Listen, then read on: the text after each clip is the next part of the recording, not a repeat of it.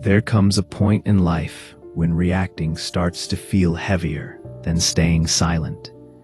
You reach a moment where you realize that not every comment needs a reply. Not every mood of someone else deserves space in your heart. And not every disturbance should be allowed into your inner world. This space is not meant for noise, arguments, or proving anything. It is meant for awareness. It is meant for the woman who has felt deeply for a long time and has finally understood that peace is not something others give you. It is something you slowly build within yourself. This is not about shutting down emotionally. It is about emotional sovereignty, the ability to remain calm and steady even when the outside world is chaotic. Emotion itself has never been the problem. Sensitivity is not weakness. Sensitivity is awareness.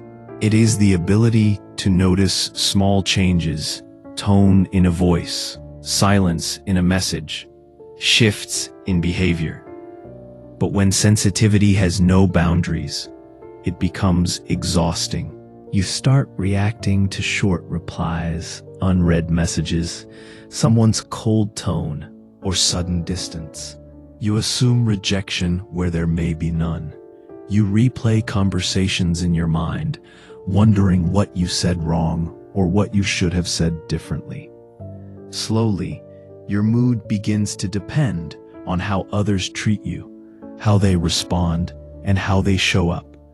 Without realizing it, your inner balance gets controlled by people who may not even be aware of the effect they have on you. The Bhagwad Gita speaks clearly about this inner struggle. Krishna explains that when the mind is restless and untrained, it becomes our biggest enemy. It keeps looking for certainty in an uncertain world and validation in people who themselves are confused. Reacting feels like taking control, but in reality, it creates deeper attachment and more suffering.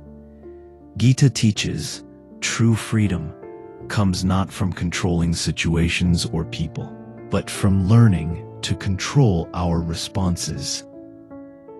When awareness replaces impulse, suffering begins to lose its hold on us. Choosing to react to nothing does not mean becoming careless or indifferent. It means learning discernment. It means understanding that silence can sometimes be a wiser response than words. That restraint can be stronger than confrontation, and that distance can be an act of self-respect. Not every comment needs clarification. Not every opinion needs correction.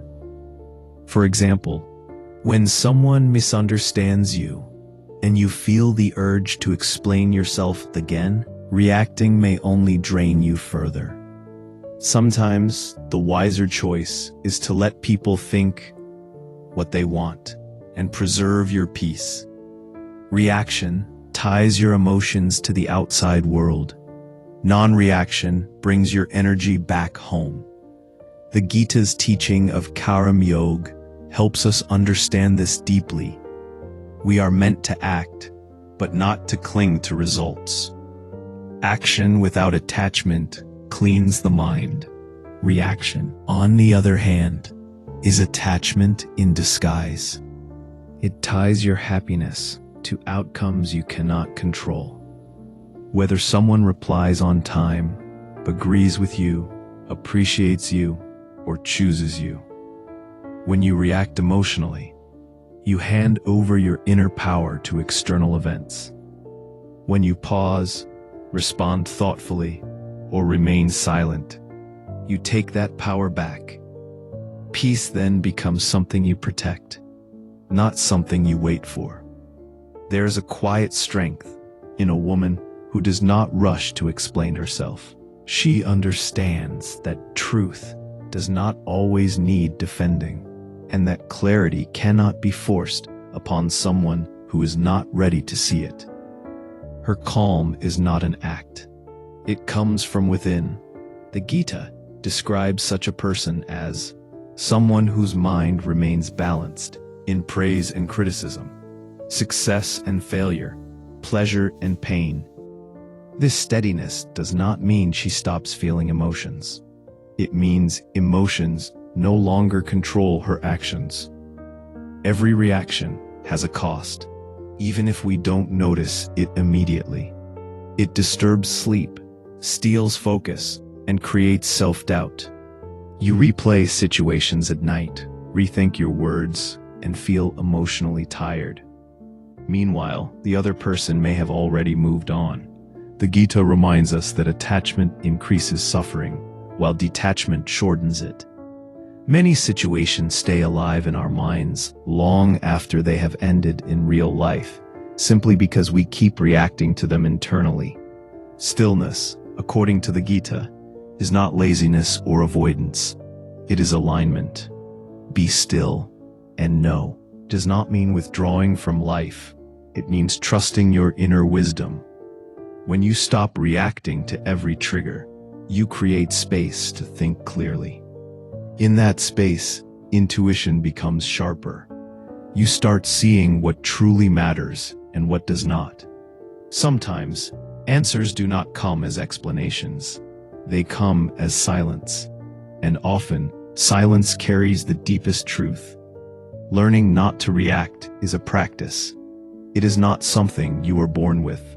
It begins with small pauses, taking a breath before replying, waiting before sending that message, asking yourself whether this situation truly deserves your energy. Most of the time, it does not. Discipline does not mean suppressing emotions. It means feeling them, understanding them, and then choosing how to act. This is how one moves from emotional survival to emotional maturity.